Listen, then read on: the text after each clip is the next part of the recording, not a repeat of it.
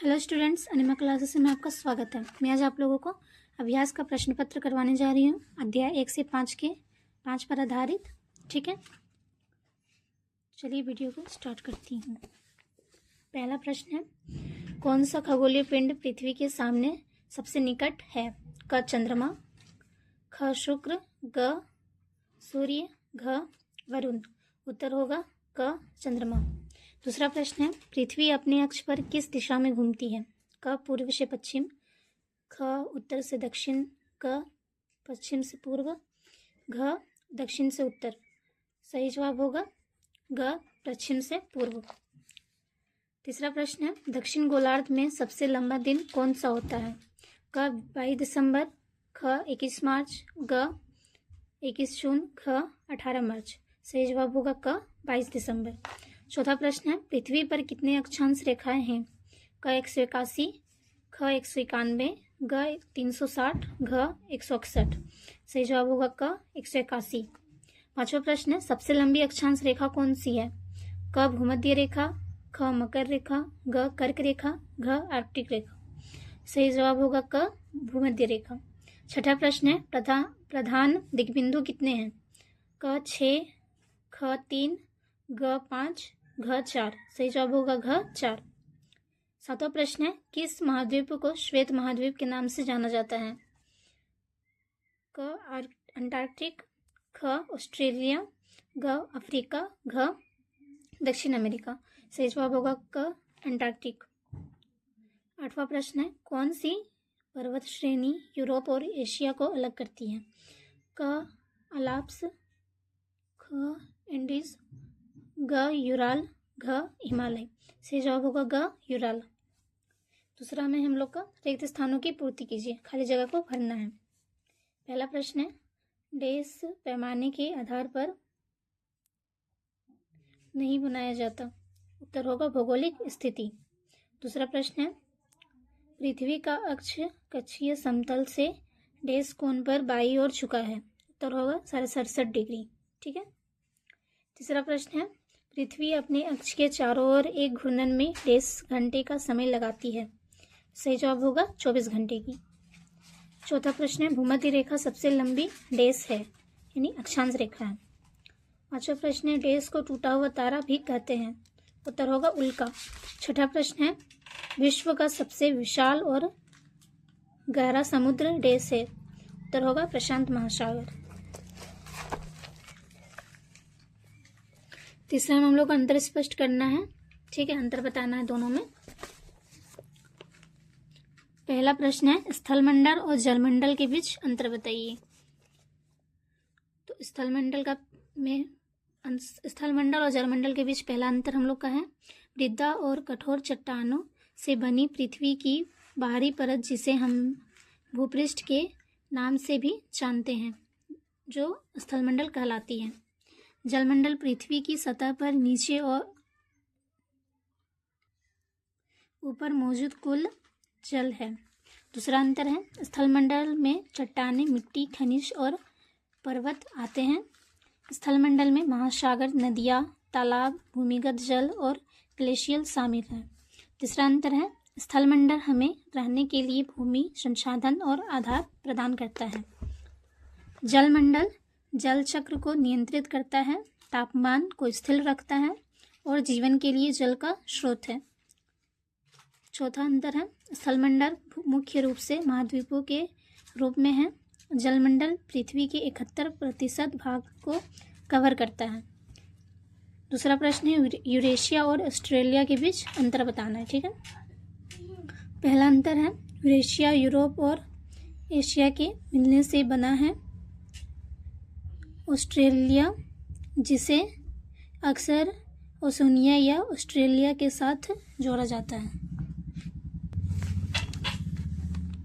दूसरा अंतर है, यूरेशिया पृथ्वी को सबसे बड़ा महाद्वीप क्षेत्र लगभग 55 मिलियन वर्ग किलोमीटर है।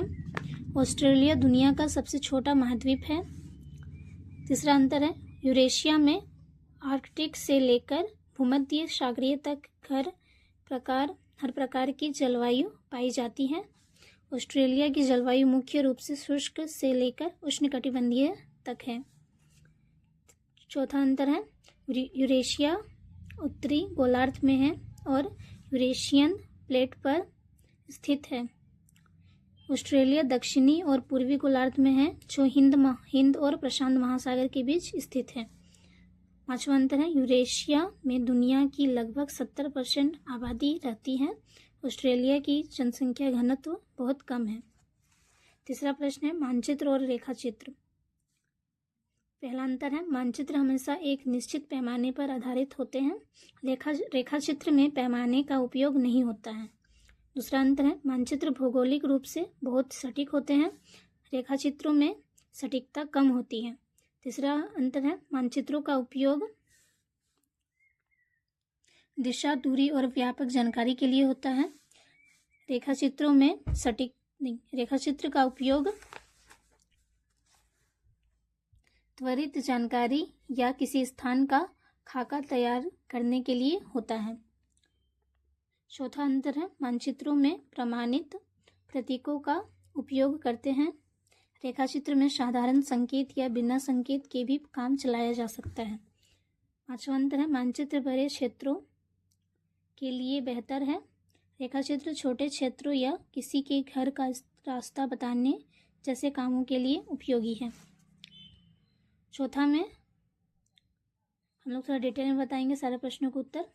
पहला प्रश्न है ग्रहों के नाम उनके आकार के आरोही क्रम में लिखिए। उत्तर होगा ग्रहों के नाम उनके आकार के आरोही क्रम में है। बुध, शुक्र, पृथ्वी, मंगल, बृहस्पति, शनि, अरुण तथा वरुण। दूसरा प्रश्न है ग्लोब पर किसी स्थान को ढूंढने में ग्रिड किस प्रकार सहायता करता है। ग्लोब पर किसी स्थान को ढूंढने में ग्रिड जिससे किसी स्थान की दिशा या स्थिति बताने में सहायता प्राप्त होती है। तीसरा प्रश्न है लीप वर्ष क्यों आता है। उत्तर है लीप वर्ष इसलिए आता है क्योंकि सूर्य की एक परिक्रमा पूरी करने में पृथ्वी को 365 दिन एवं 6 घंटे का समय लगता है। सुविधा की दृष्टि से हम 365 दिनों का एक वर्ष मानते हैं तथा हर चौथे वर्ष में एक दिन यानी 6 घंटे इंटू 4 = 24 घंटे मतलब एक दिन होता है। जोड़ देते हैं। यह अतिरिक्त दिन फरवरी के महीने में जोड़ा जाता है। पांचवा प्रश्न है जीवमंडल के प्रमुख तत्व कौन से हैं। उत्तर होगा जीवमंडल के प्रमुख तत्व हैं जैविक, अजैविक और ऊर्जा घटक।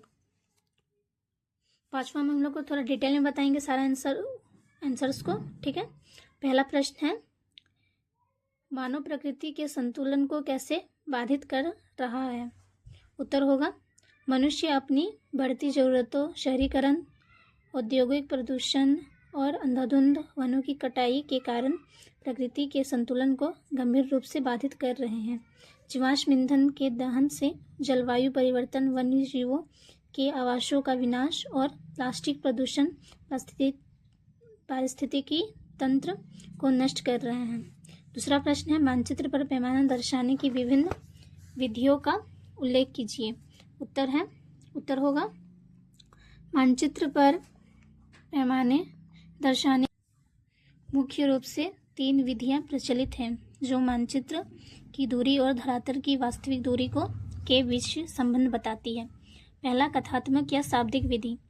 इसमें पैमाने को शब्दों में लिखा जाता है जैसे 1 सेमी = 5 किलोमीटर।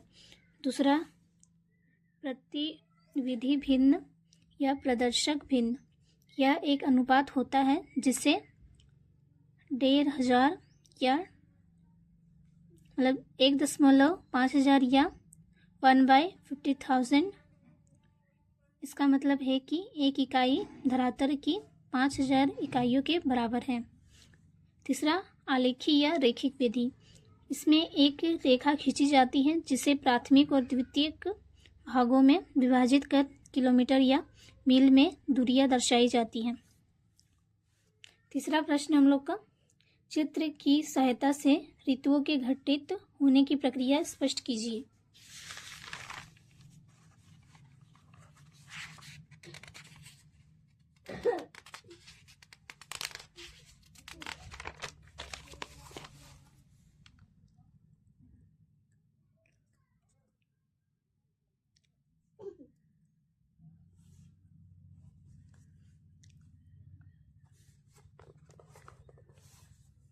चौथा प्रश्न है, देशांतर रेखाओं की प्रमुख विशिष्टताएं क्या है? उत्तर होगा देशांतर रेखाओं की प्रमुख विशिष्टताएं निम्नलिखित हैं। पहला, दिशा और आकार।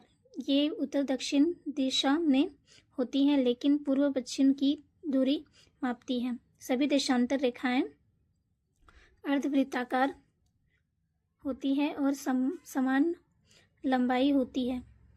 दूसरा, ध्रुवों पर मिलन। सभी 360 देशांतर रेखाएं उत्तरी और दक्षिणी ध्रुवों पर एक ही बिंदु पर मिलती हैं। दूसरा है दूरी में अंतर। ध्रुवों में भूमध्य रेखा की ओर जाने पर इनके बीच की दूरी बढ़ती है और भूमध्य रेखा पर सबसे अधिक होती है। तीसरा है समय का निर्धारण। प्रत्येक 15 डिग्री देशांतर पर समय में 1 घंटे का अंतर आता है क्योंकि पृथ्वी 24 घंटे में 360 घूमती है।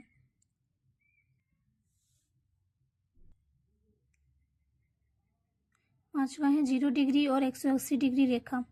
देशांतर ग्रीनविच से गुजरती है। 180 डिग्री रेखा तारीख बदलने का निर्धारण करती है। पांचवा प्रश्न है, पृथ्वी सौरमंडल का अनोखा ग्रह कैसे है? उत्तर होगा पृथ्वी सौरमंडल का अनोखा ग्रह निम्न कारणों से है। पहला, सूर्य से दूरी। पृथ्वी सूर्य से एक ऐसी दूरी पर स्थित है जिसके कारण इसकी सतह न तो बहुत अधिक गर्म होती है और न ही बहुत अधिक ठंडी। दूसरा कारण है ऑक्सीजन की उपस्थिति। पृथ्वी चारों ओर से गैसों के एक विशाल आवरण से घिरी हुई है जिसे वायुमंडल कहते हैं। वायुमंडल में 21% ऑक्सीजन गैसें हैं जो पृथ्वी पर निवास कर रहे सभी जीवों की प्राणवायु। तीसरा कारण है वायुमंडल की उपस्थिति। वायुमंडल की सूर्य की पराबैंगनी किरणों और अत्यधिक उष्मा को पृथ्वी तक पहुंचाने से रोककर पृथ्वी के लिए एक कवच या आवरण के समान काम करता है। पृथ्वी के वायुमंडल में ऑक्सीजन, कार्बन डाइऑक्साइड, नाइट्रोजन आदि जैसी जीवन सहायक गैसें पाई जाती हैं। चौथा कारण है जल की उपस्थिति। पृथ्वी ही एकमात्र ऐसा ग्रह है जहां जल पदार्थ की तीनों अवस्थाएं अर्थात ठोस, द्रव और गैस रूप में पाया जाता है। पृथ्वी पर सतह का लगभग 71% भाग जल से घिरा है। ठीक है, तो मैं आज आप लोगों को सारा प्रश्नोत्तर करवा चुकी हूँ।